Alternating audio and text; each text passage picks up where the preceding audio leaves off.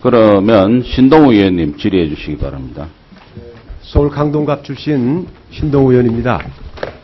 홍기택 산업은행장님께 질문합니다.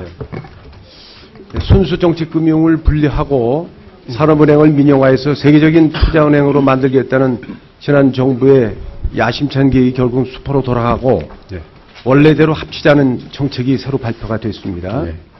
이거 조용히 처리한 것도 아니고 전 세계 금융시장에 크게 광고까지 하고 추진하던 상황이기 때문에 이게 없던 일을 하게 돼서 정부의 신뢰나 체면이 말이 아니게 됐습니다. 각자 다른 길로 가기로 하고 정책금융공사는 정책금융공사대로 산업은행은 산업은행대로 지금 계획을 추진하다가 하시게 될 경우에 여러 가지 당면 문제가 올 겁니다. 지금 은행장께서는 우선 시급한 당면 과제를 뭘 보고 계십니까? 저희가 다시 합치게 되면은 이제 인원이 합치기 전보다 지금 700명 정도 산업은행이 늘어난 부분, 그 다음에 정책금융공사가 새로 만들어진 그런 인원이 한 400명 정도 되고, 또 산업은행이 한 300명 가까이 됐고, 또 사는 지주가 또 몇십 명 정도 늘어서 한 700여 명의 그 인력이 있습니다.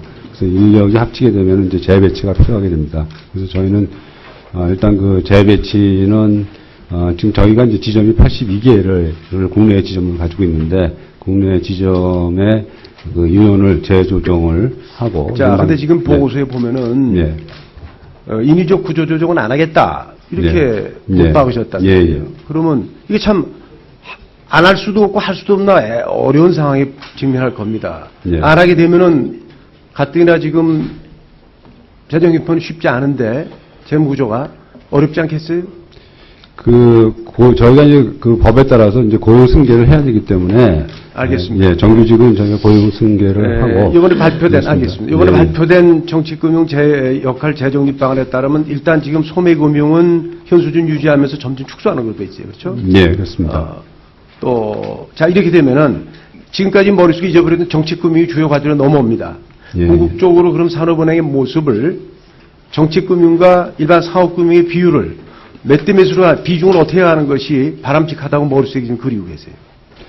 그 정책금융 영역하고 상업금융 영역을 그렇게 무자르듯이 이렇게 나눠서 저희가 말씀을 드리기는 힘들어서요.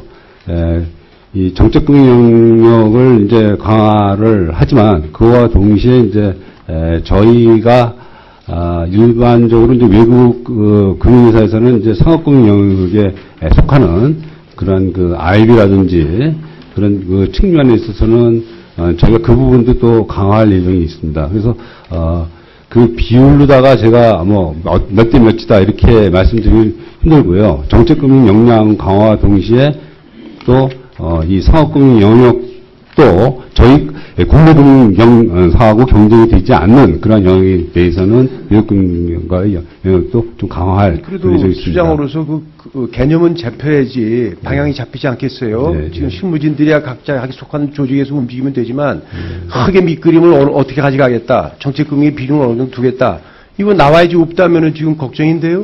그 말씀은 저희가 이제 정책금융공사를 이제 합병을 하게 되면은 정책금융공사에서 지금 수행하고 있는 그 온라인이라든지 또는 이제 중소기업에 대한 간접 투자 이 부분은 저희가 그대로 끌고 오기 때문에 그 정책금융 부분이 그쪽 부분에서는 커질 수밖에 없고 또 그 커지는 것이 또 바람직하다고 그렇게 생각이 들고요. 아까 제가 말씀드린 다른 부분에서 이제 상업금융 영역도 저희가 국내 금융기관과의 경쟁이 유발되지 않는 범위 내에서는 그 외국의 해외 진출에 대해서는 상당히 추진하겠다 하는 말씀을 드린 겁니다.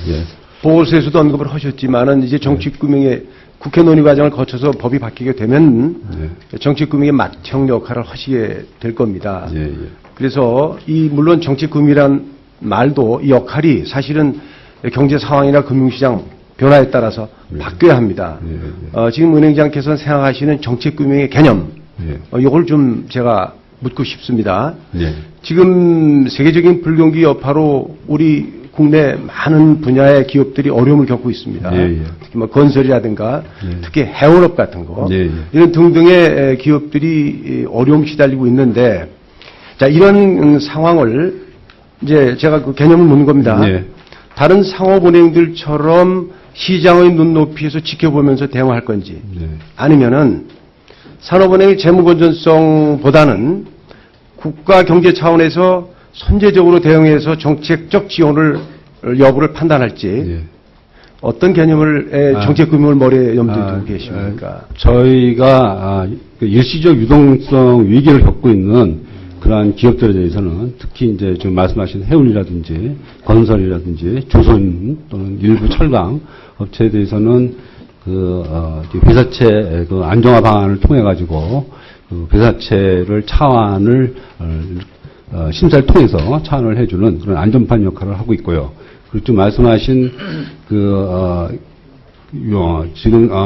아니 크게 개념을 얘기하는 거예요. 네, 알겠습니다. 네, 시장 눈높이에서 볼 거냐 아니면 국가 경제 차원에서 선제적 대응을 하는 것이 선제적 대응에 대해서 지금 말씀을 드리려고 하고 있습니다. 그 말씀을 드린 거는 기업의 상황별로 저희는 그 기업이 같은 그 업종이 있더라고 해도 기업마다 처한 상황이 틀리고 그리고 또 수익률이 영업률이 틀리기 때문에 그 상황을 판단을 해서 일시적 유동성 위기를 겪는 그런 기업에 대해서는 충분한 자금 공급이 지원될 수 있도록 하고 이제 구조적으로 문제가 있는 그런 기업에 대해서는 그거에 합당하는 그런 구조적인 그러한 그 절차를 밟는 그런 방향으로 저희가 시장 친화적인 그런 방법으로 선정을 하고 있습니다. 은행장께서 제 질문을 답을 안 하시는데 이런 얘기입니다.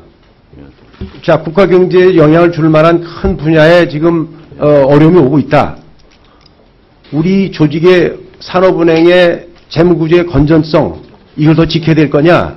아니면 다소 무리가 가더라도 국가 경제를 위해서는 우리가 조금 리스크를 안더라도 선제적으로 대응을 해서 정책금융을 풀어야 할 거냐? 이런 어찌 보면은 극단적인 두 개의 예를 드는 겁니다. 그 중에 어디서 결정이 된다 하더라도 저는 인식을 답변 드려도 되겠습니까? 네, 하세요. 예. 그 말씀드린 바와 같이 저희는 그 국가경제에 대한 커다란 틀을 보고 그다음에 기업의 상황을 판단을 해서 이 기업이 유동성 위기를 겪고 나면은 다시 재생이 가는 기업이라는 데서는 충분한 유동성을 갖다가 저희가 공급을 하고요. 그렇지만 이 기업이 저희 상황에서 판단을 했을 때 이 기업은 상당한 구조조정이 필요하다 할 때는 상당한 구조조정을 요구를 하고 그거에 합당한 절차를 하는 것이 저희의 원칙으로서 삼고 있습니다. 그러면 회복의 가능성이 있는 기업이라 할 경우에는 좀 적극적으로 예. 대응을 해야겠다라는 맞습니다. 입장으로 이해하면 되겠습니까? 예, 그렇습니다. 예. 알겠습니다. 자, 이제 그 두 기관이 많이 합쳐지게 되면은 예. 사실 그 전에 재무구조에 어려운 건 다 떼어낸겠다는 말이죠. 예, 지금 예. 당장 한 5, 6천억 이자 부담 넘어오죠. 상금. 예, 예. 그렇죠? 그렇습니다. 당장 부담이 될 거예요. 예, 예. 이렇게 되면은 BIS 비율 등 재무구조가 어려워질 텐데 예. 그런 상황 속에서 지금 여러 가지로 정책금융의 역할을 가능하다고 생각하세요? 저희의 지금 구조가 지금 정책금융공사가 산업은행의 모회사로 되어 있습니다. 사는 금융지주의 모회사가 정책금융공사로 되어 있기 때문에 그 사는 금융지주의 이익금이 정책금융공사에 이제 분배가 됩니다.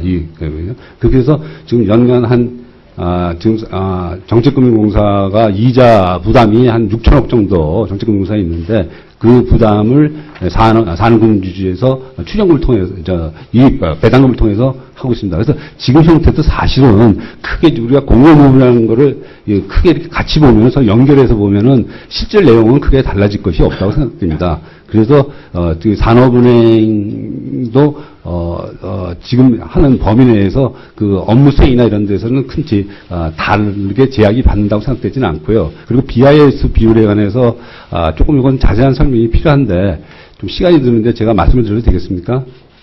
예. BIS 비율이 저희가 이제 처음에 간단하게 설명하세요. 예, 정책금융공사하고 저희하고 사는지주가 통합됐을 때 계산했을 때 0.7% 정도 떨어져서 13%대로 떨어지는 걸로 그렇게 나와 있는데 정책금융공사의 BIS 비율이 저희가 사용한 것이 12년 말 그 BIS 비율을 사용했는데 13년부터는 정책금융공사는 새로운 IFRS 기준에 의해서 산정을 하고 있습니다. IFRS 기준에 의해서 산정을 하게 되면은 정책금융공사가 보유하고 있는 그러한 주식에 대한 것이 일부 자본으로 인정될 수 있는 그런 것이 있기 때문에 실질적으로 계산을 해보니까 저희 산업은행보다 오히려 정책금융공사가 BIBS를 좀 약간 높은 걸 나와서 합쳐보니까 BIBS를 오히려 한 1% 정도 증가되는 걸,